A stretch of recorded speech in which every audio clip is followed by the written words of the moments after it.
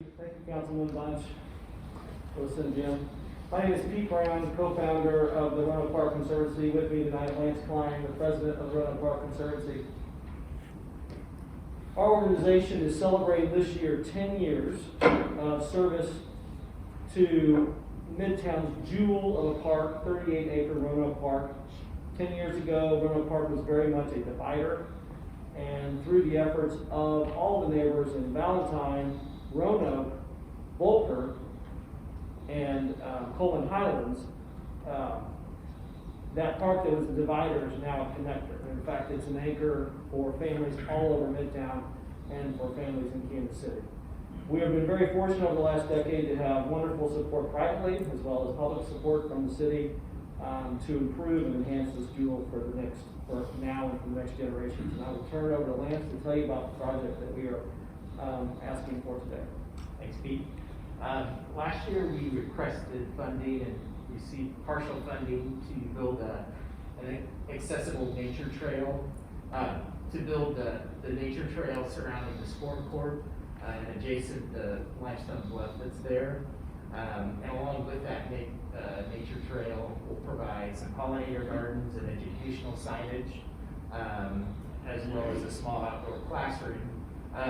The playground you see in the foreground isn't funded, so this year our request focuses on some different play elements in this area, and we'll talk about those in the next slide. And those are really focused on enhancing the natural assets of our park and providing some educational opportunity. A lot of people don't know within Roanoke there's a cave, and it's one of the few caves within the park system.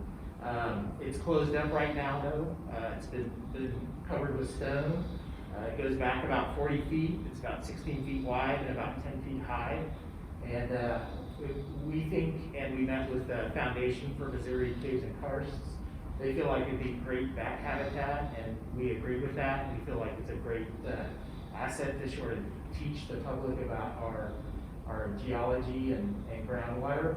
So we propose removing that stone, putting in that bat-friendly grate that allows them to move in and out. That will keep people out. And we have a natural spring that flows through there. And so we want to bring that spring water underneath the existing pathway and allow that to flow through the park to an existing inlet that's already there, and then provide some educational signage. We also have a lot of really interesting native ferns that grow in that little microclimate too. So that is sort of the first request and our first priority. And then in the next slide, just next to the sport court, it would be sort of right here. And next to that inclusive trail, we also have an existing playground here. We thought it would be nice to have a water play element to sort of complement the natural feature that was there. And this shows a pre-manufactured water play element built of steel that has a hand crank pump. Kids just turn that, and that's what powers the water. It doesn't take any power. And that goes off into different chutes and gates that they can control and divert that water and play with it and start to understand how the water moves in the natural environment.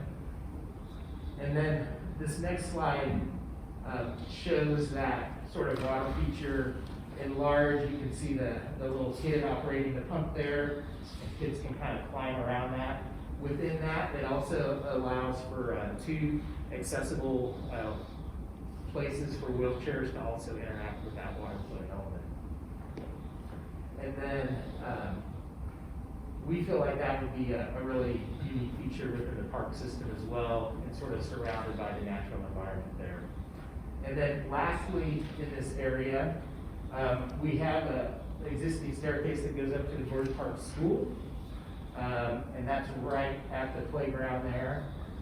And this has been in our request for a few years, and this is sort of our priority 2 request this year, but we'd love to do a huge hillslide that you could go up those existing stairs by the school and slide down there and kind of bring you through that woodland there. So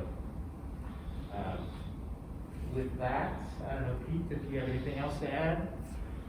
I think we've hit our time probably. You guys have questions or?